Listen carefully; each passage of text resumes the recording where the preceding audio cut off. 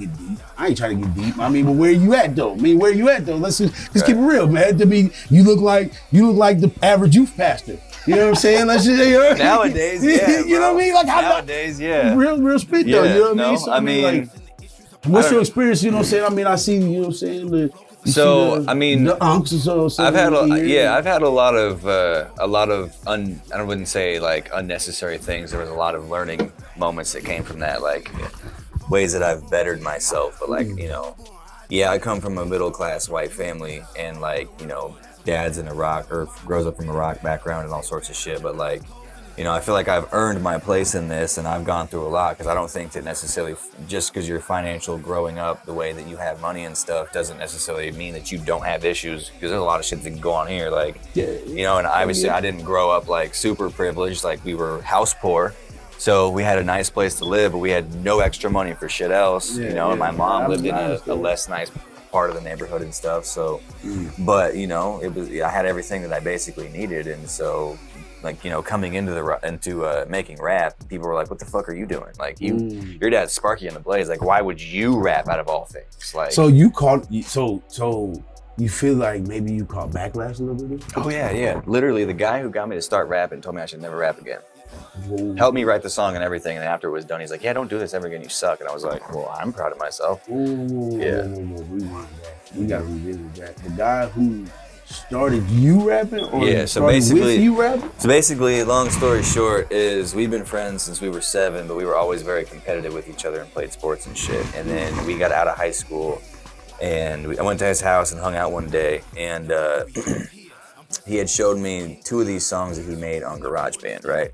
So he made a simple little beat, and then he, you know, had a little snowball microphone, and he recorded that shit, right? And I was just blown away that he had recorded and written these 2 songs. So I was like, "God, I want to do that shit." Yeah, that was. And he's like, what the hell? I was like, "Dude, yeah, just help me write this shit." So he helped me put it together, and I did it. It was a T.I. song. I don't remember what song it was, but like, listening to it now is cringeworthy, because like, I was trying to sound like T.I. and rapping like T.I. raps, so it was very just like, "What are you doing?"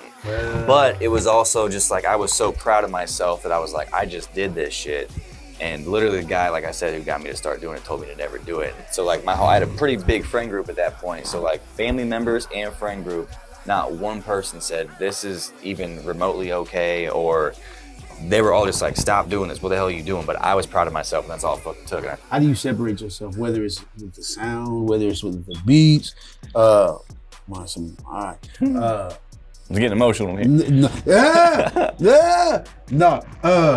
But like, how do you separate yourself? You know what I'm saying? Like, as far as like the sound, because there's always going to be somebody that comes along and says, "Oh man, no, really, he sounds like."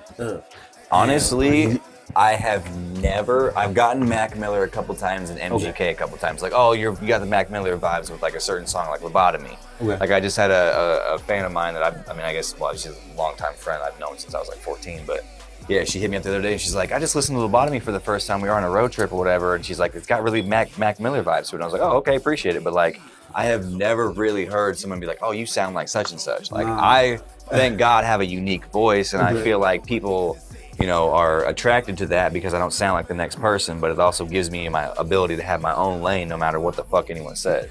Now, did you find that after your homeboy told you?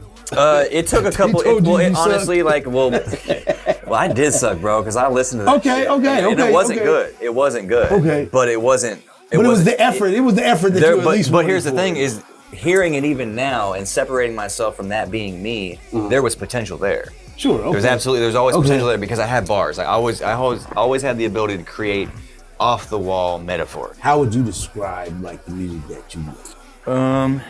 It's a little tricky because my sound has constantly been changing, and I'd say as of the last like 2 years, I've really found my sound. But it's the more my sound matures and the older I get, the more like I'm being a little bit more emotionally vulnerable. Okay. And not just, you know, bragging about how much pussy I got and fucking how cool I was and how good I could rap.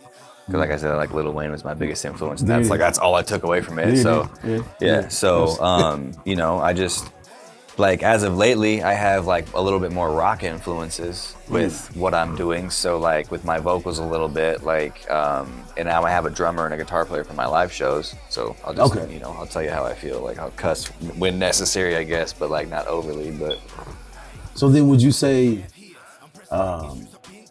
you're leaning towards a place of vulnerability when it comes to like just the emotional spectrum across the board. Like I'm not afraid to be angry in a song, to show like, hey, these are my frustrations and what I'm dealing with my day to day, whatever. You might be able to relate to it, you might not, but I'll put an artsy twist on it to where it's like, oh, that's cool, but like, oh, I still resonate with some shit that you said. But like, you know, I'm really more so about making an impact.